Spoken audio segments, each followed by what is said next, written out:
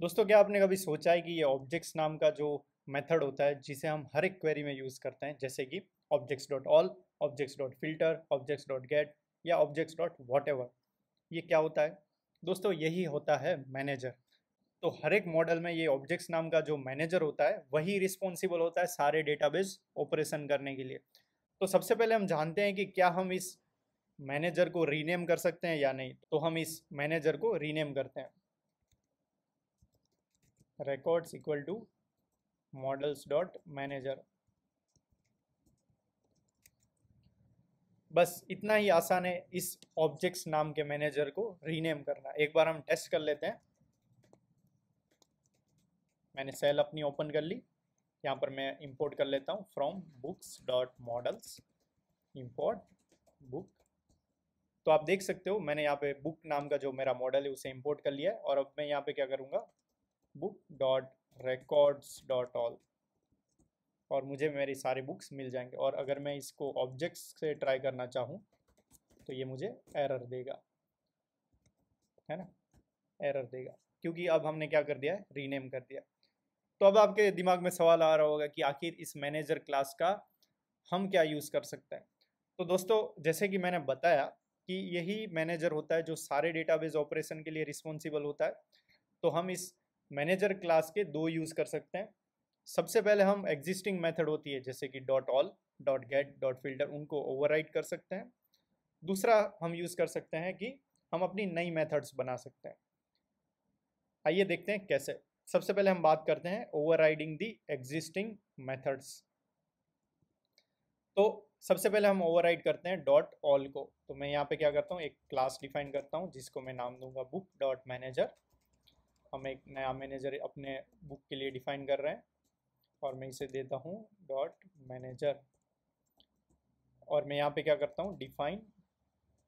आगे बढ़ने से पहले मैं एक और कंसेप्ट थोड़ा बता देता हूँ कि ये जो डॉट ऑल नाम का मेथड होता है वो मैनेजर के अंदर गेट क्वेरी सेट के अंदर डिफाइन होता है। तो आपको अगर डॉट ऑल को ओवरराइड करना है तो आपको किस मेथड को ओवरराइड करना पड़ेगा, गेट क्वेरी सेट मेथड को।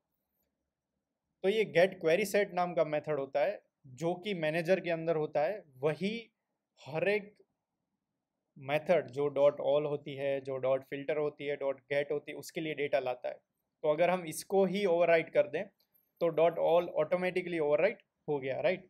तो हमने यहाँ पे क्या किया, डॉट गेट क्वेरी सेट को ओवरराइड कर दिया।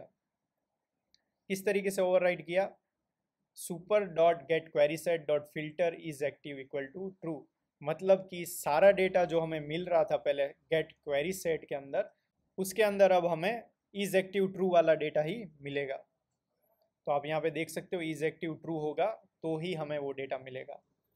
अब हम क्या करते हैं, सेल के अंदर जाके इसे कंफर्म करते हैं। सेल को ओपन कर लेता हूँ और मॉडल को इंपोर्ट कर लेता हूँ। ठीक है, मैं यहाँ पे करता हूँ book dot records dot all. तो आप देख सकते हो यहाँ पर मुझे तीनों बुक रिटर्न हुई।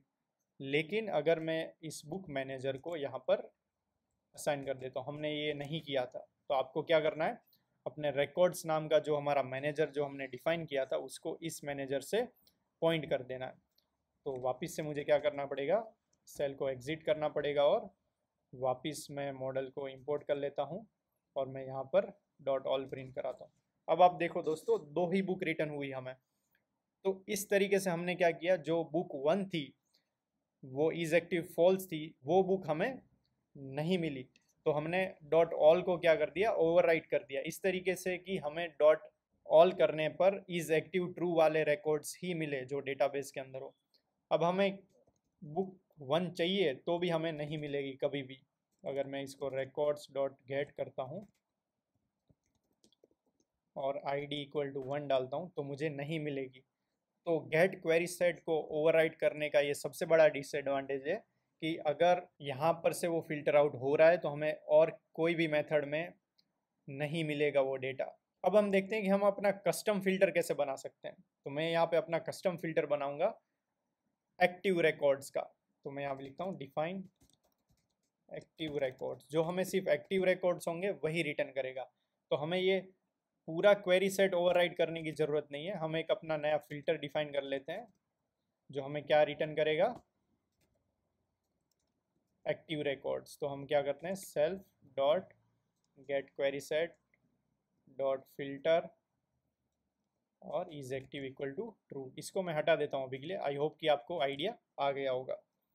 मैं वापस सेल को क्या करता हूँ, मैं यहाँ पर मॉडल को इंपोर्ट करता हूँ, इंपोर्ट बुक, और मैं क्या करता हूँ यहाँ पर बुक डॉट सॉरी रिकॉर्ड्स हो गया अभी, डॉट एक्टिव रिकॉर्ड।